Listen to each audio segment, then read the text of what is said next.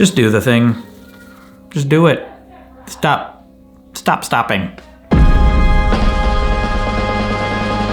Quote I came across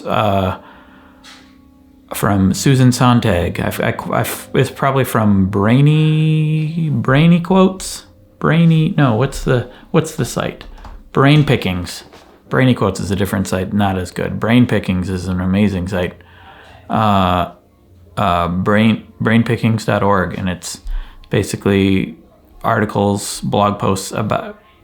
She usually picks one author and goes through, summarizes their life and their work. And I follow her on Twitter, and she posted a quote from Susan Sontag: "Do stuff, be clenched, curious, not waiting for inspiration's shove or society's kiss on your forehead." Yeah, basically. Oh, I have music going on in the background. I'm listening to. I follow a newsletter, Flow State. They will post weekly, or I don't know how long. I just started. I don't know how long they're going to be posting, but they'll link me to great new. I think it's usually new artists, new releases that are instrumental and good for background music while you're working. So. And for a long time, I wasn't able to listen to background music at all because of editing. Editing video, I have to listen to the edit. But if I have a separate speaker somewhere else in the room, not coming from the same computer, I can do it. And it's nice. It's made my life better once I've discovered that I can actually listen to music while I work. Sometimes I need to turn it off if I'm getting really meticulous about certain things. Anyway, do stuff, be clenched, curious. Not waiting for inspiration's shove or society's kiss on your forehead. This is, I think I did make a video many, many years ago. I think it was called Why or Inspiration Doesn't Exist or something like that. I tended to, go a little extreme with the titles, depending on what, but the point was like, you're thinking of inspiration as like this outside force that's going to hit you upside the head and make you do things that maybe that happens occasionally. I'm trying to think of a time in my life when that happened to me where I suddenly was like, oh, now's the time. I'm ready. Let's make this thing. Oh, it's flowing out of me like water, like pretty trickly water. And then I have a slight British accent for some reason. But that, I don't know that has ever really happened to me. I mean, there have definitely been things I've made that have been easier to make and felt like they came from nowhere a little bit. But then the subsequent work I would have to do after that initial, if you want to call it inspiration, that subsequent work was still work, and it still was meticulous, and it was still like I'd write something down and I'd look at it and be like, oh, I see a lot of flaws in that, and I have to go back and edit and fix and move things around, and it would take a lot of work to actually get to something that I thought was good. It never came immediately. You hear stories of that happening, like people writing songs in a matter of hours, or movies in a day or whatever, and that happens. But I would guess in most of those cases there's still modifications happening later. Like I read that John Hughes wrote Ferris Bueller's Day Off in I think a week or less, a weekend. Great, yeah, but that initial script, how much of that actually made it to the final? When you're shooting a movie, that's weeks, months process. There was a whole lot more work going on there. The script itself was not the end product. That was just the idea. In most cases, I mean, yeah, in some rare cases you might have that, and that's great. It's not something to wait for, because it's, I would say, very, very, very unlikely to ever happen. It's going to have to be something you push. You're going to have to push yourself to do it, to make a thing, to do a thing you want to do, to or just to get the inspiration to try, like, I don't know, ask for a raise at a job, in anything you're going to do. It's never going to feel like the right time. Almost never will it feel like the right time. Any significant achievement in my life was filled with uncertainty leading up to it. There was always a reason to not do it. There have been moments where I felt great inspiration, like when I came up with the idea to make Wheezy Waiter videos. I was very excited and very inspired. But it wasn't, but the specifics of doing it didn't come to me. It was just the idea that I'm going to make things. I came across Zay Frank videos, and I was like, oh, I can do this. You're listening to 9 to 5 Dolly Parton in the background right now. I hope that copyright protection doesn't pick that up. Now that I said it out loud, maybe it will. I don't know. But I'll just keep trying to talk real quick over it.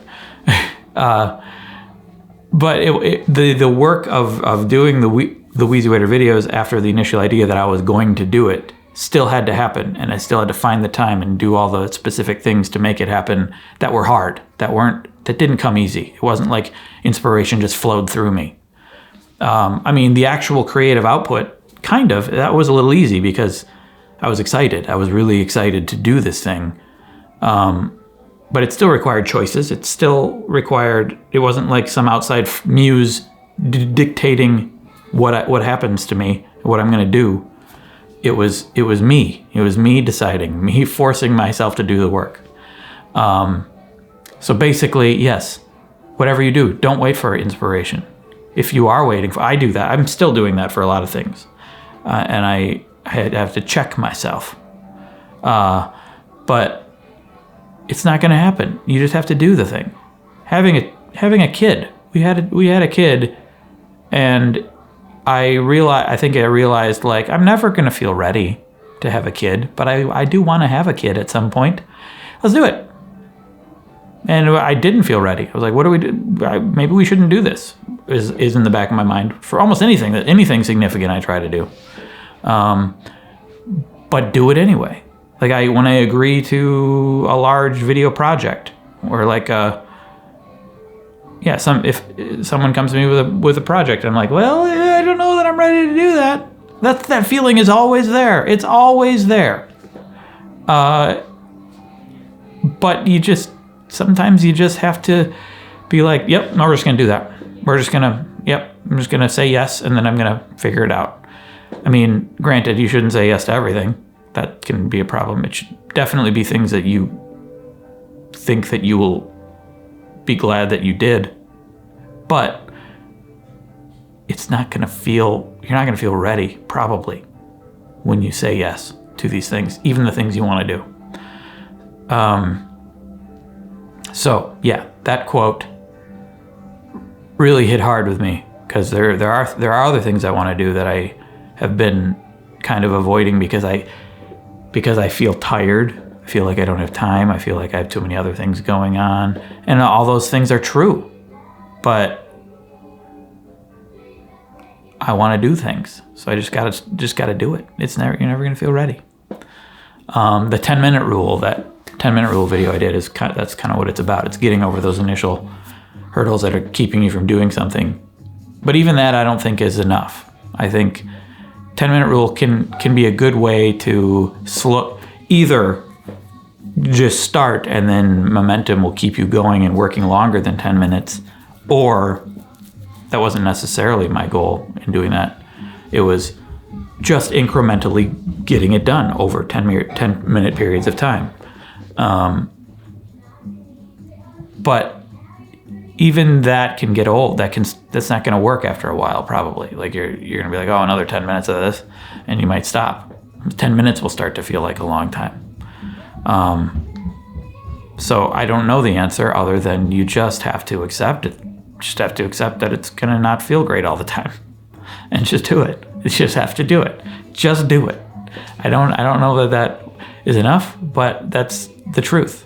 Like even to this day, after doing thousands of videos and doing this video, like I didn't even almost every Wheezy Monday video, I don't 100% know what I'm going to talk about till Monday, and then even then I sit around for like hours thinking about what I should talk about and come up with ideas, and then don't like them. Even though I try to make Wheezy Mondays not a low pressure thing, a thing that doesn't have to resonate with everyone, doesn't have to even be good, really. I try to make it that, but yet when I'm doing a thing on a regular basis, I always end up getting up in my head and being like, this should be great. I should try to make this as good as it possibly can be. And today even, I was sitting around thinking about what to do. And I had a list of, it was why you shouldn't chase your dreams. I came across a list I made a while ago for a video. And I was thinking about doing that for a bit, and then I was like, wait, this list, if I was being really honest with myself, this list actually isn't true. I don't actually believe all the things on this list, because I still chase dreams too, even though I think there's a lot wrong with that mentality. It was a little off. Like, I feel like it needs to be reframed. The argument needs to be different than why you shouldn't chase your dreams. But that's for a separate video. But I was sitting there thinking, like, I don't know what to do. And then I started thinking, like, well, let's be honest. What's been going through my head lately? And I came across this quote again that I wrote down. And I'm like, oh, I can do a video about how you shouldn't wait for inspiration, even though it's something. And then doubts come to my mind, like, well, this is kind of something I talk about all the time. Why would this be new? Why would this be interesting? Can I talk about this for a long enough period of time? I try to make these Wheezy Mondays 20 to 30 minutes long because I just want to. I feel like then I remind myself that, well, there is value. You'll get value out of me just talking with you. People enjoy just hearing me have an honest conversation. So that in itself has value, so I decided to do it. Just turn the camera on and go. I didn't feel ready to make this video when I turned the camera on. But I'm just doing it. Okay? I guess something I do that helps me get things done is arbitrarily set deadlines, arbitrarily set times and limits. Limits are so useful.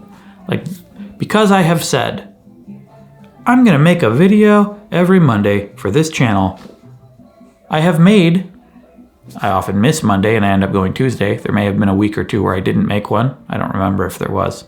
But because I said that, I have now made, I don't know how many Wheezy Monday videos. Hundreds, I believe. And has it been over 100? Has it been over 200? I'm not sure. But we got a meltdown going on upstairs. Anyway, thinking back, I don't remember all the things I said. I think I could have easily just not made those, but I have now, and there they are. They exist, and I'm happy they exist. And it's because I just said I'm going to do these on every Monday. It's arbitrary deadline. My 30-day challenges. I'm going to do this thing for 30 days. I say I'm going to do it, and I do it. It has somewhat shaped who I am now, doing all of these things, and I'm glad I've done them. But the only real reason I did is because I arbitrarily set limits. It'd be so easy to not. It'd be so easy to just not do them and just accept the rest of my life not having done them. That's basically what you do when you decide not to work on that goal of yours, that thing you want to get done. You just live your life without having done it. You won't even notice. You won't know what might have been, and what might have been might not even be that different. But you'll have that regret or worry or concern that you didn't do the thing you wanted to do. I don't like that. I don't like living with that. So I'm glad that I have done the things I've done, because otherwise I'd live with that. Then again, life isn't just about getting things done, and you don't have to do anything. You don't have to.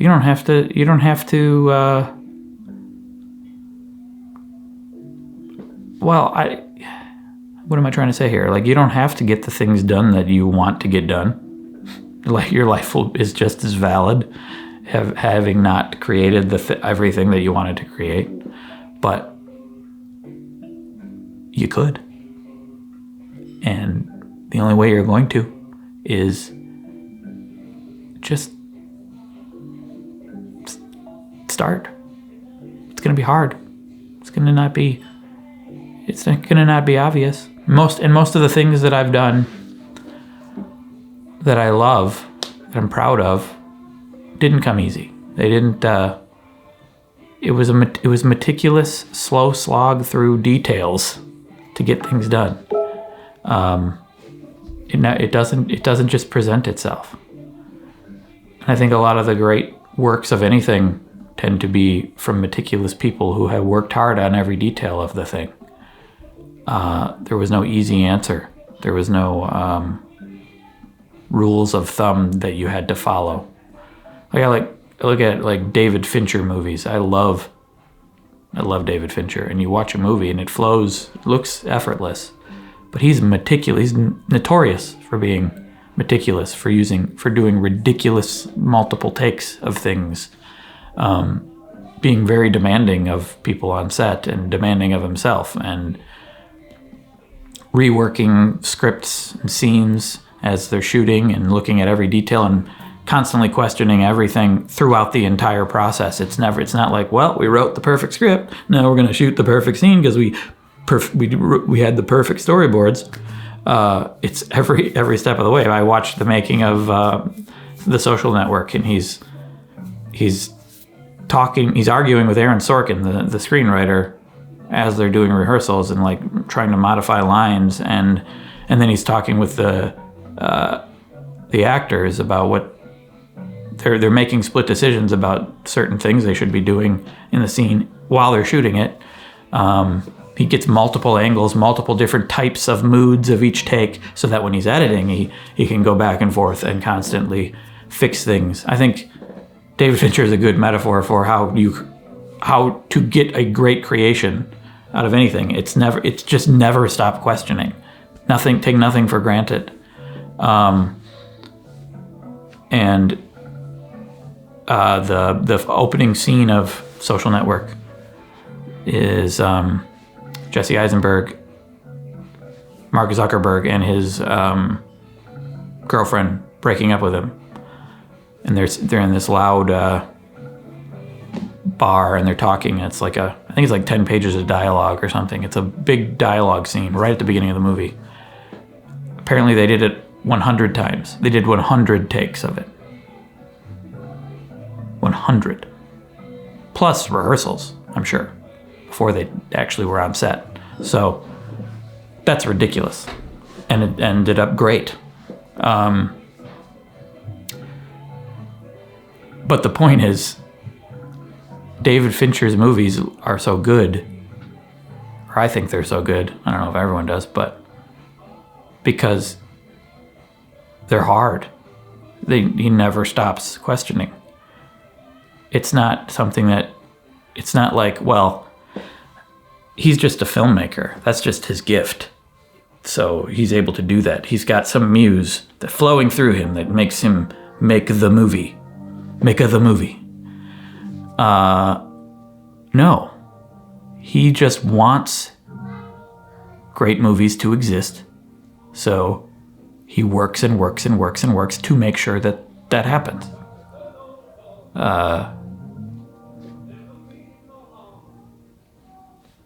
That's how you do it.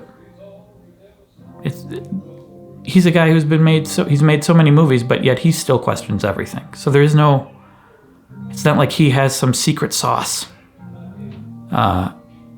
some secret code that creates the good movie.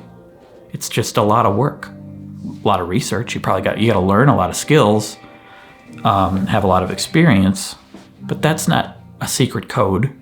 That's just work. So just do things. I wonder what the title of this video is going to be. Just do things? Do stuff? Don't wait for inspiration's shove or society's kiss. Not too long of a title. Do stuff might be good, but it's probably not going to be eye-catching. I don't know, what should the title be? Question everything. Anyway, that's it for this Monday. And I'm going to go eat breakfast now because it's about time. I'm hungry. It's 11:20 a.m. Intermittent fasting right now, so I've been up for a while, no eating. I'm hungry now. It's time to eat.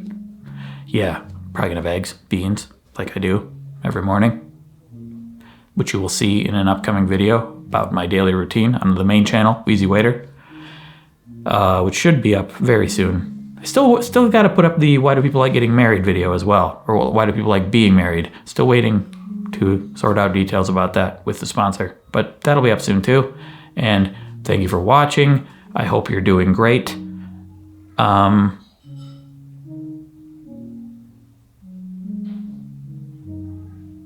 Just do stuff.